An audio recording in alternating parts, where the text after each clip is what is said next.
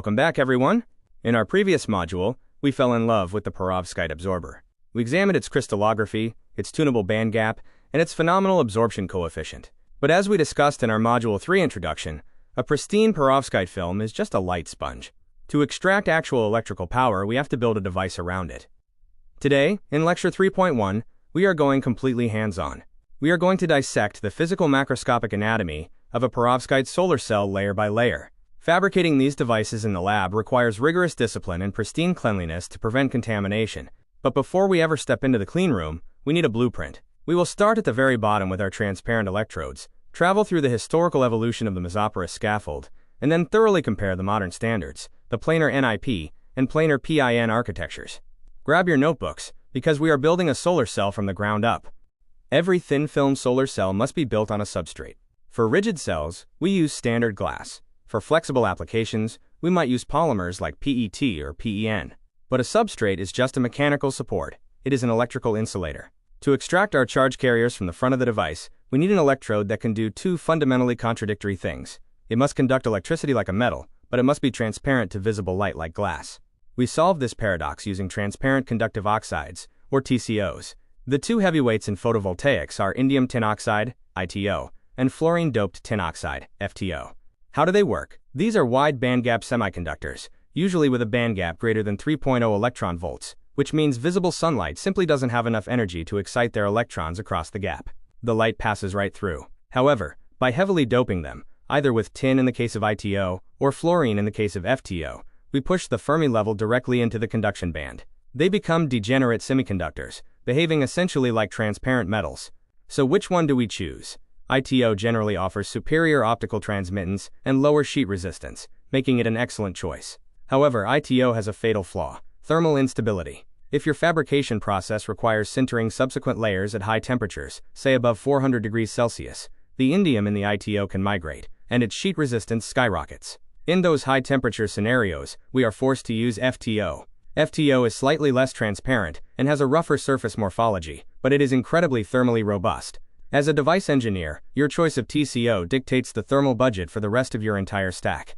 Now that we have our transparent foundation, we can build the active stack. Historically, the very first perovskite solar cells evolved from dye-sensitized solar cells, DSSCs. Because of this shared DNA, the early perovskite cells utilized a mesoporous architecture. In this layout, we first deposit a very thin, dense layer of compact titanium 4 oxide directly onto the FTO to act as a hole-blocking layer. Then, we screen print or spin coat a paste made of 20 nanometer titanium 4 oxide nanoparticles.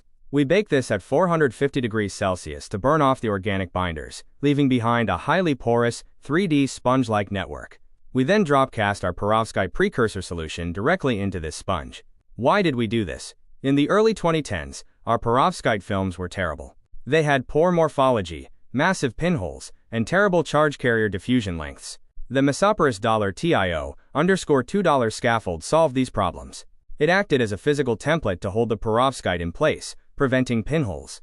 More importantly, it provided a massive interfacial surface area. The moment the perovskite generated an electron, that electron was already touching a piece of titanium 4 oxide and was instantly extracted.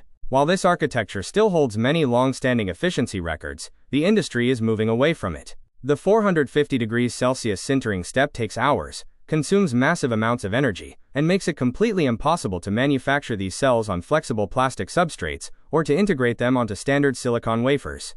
As the years passed, our chemistry improved. We learned how to use anti-solvent dripping and composition engineering to grow massive, highly crystalline perovskite grains, with diffusion lengths exceeding 1 micrometer.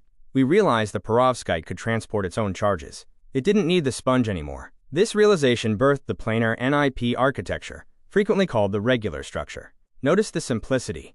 We deposit a thin, flat electron transport layer, the N-type layer, like compact titanium 4 oxide or SNO2, directly onto the TCO. Then we deposit a solid, dense, thin film of our intrinsic perovskite absorber. We cap that with a flat hole transport layer, the P-type layer, like the organic molecule spirometad, and finish with a gold electrode. Light enters through the substrate and hits the N-type layer first, hence, NI page. This architecture is a powerhouse. SNO2-based NIP devices are currently producing some of the highest certified power conversion efficiencies in the world. However, they are plagued by an annoying phenomenon called current voltage hysteresis. where the efficiency you measure depends on the direction you sweep the voltage.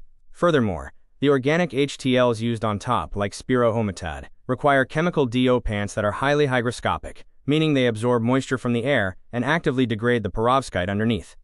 To combat these stability issues, the global research community is aggressively shifting toward the planar PIN architecture, also known as the, quote, inverted structure. Here, we literally flip the script. The light still enters through the TCO, usually ITO this time, but the very first layer it hits is the P-type hole transport layer. This is commonly a polymer like PTAA, NIOX, or increasingly highly efficient self-assembled monolayers, SAMs. Then comes the perovskite, followed by the N-type electron transport layer, almost always fullerenes like C60 or PCBM, and we cap it with a silver or copper electrode. The PIN structure is the darling of commercialization for three massive reasons. First, the entire stack can be processed at incredibly low temperatures, often entirely below 100 degrees Celsius. Second, fullerene-based ETLs are remarkably good at passivating the top surface of the perovskite, practically eliminating hysteresis, and dramatically improving long-term operational stability. Finally, if you want to build a perovskite silicon tandem solar cell, which is the ultimate endgame for this technology, you almost universally have to use the PIN configuration to properly match the optical and electrical properties of the silicon bottom cell. To finish our device, regardless of whether it is NIP or PIN, we must complete the circuit. We do this by depositing a metal back contact, gold, silver, copper, or aluminum. Because we are depositing this on top of delicate organic layers, we cannot use harsh chemical methods.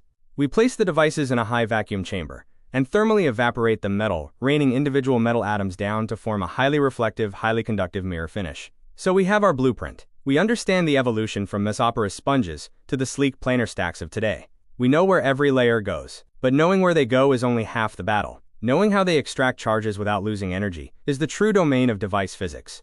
In Lecture 3.2, we are going to put the electron transport layer under a microscope. We will dive into band alignment, electron mobility, and the dreaded trap states that ruin our efficiencies. If you have any questions about device fabrication, please leave them in the comments below. I'll see you in Lecture 3.2.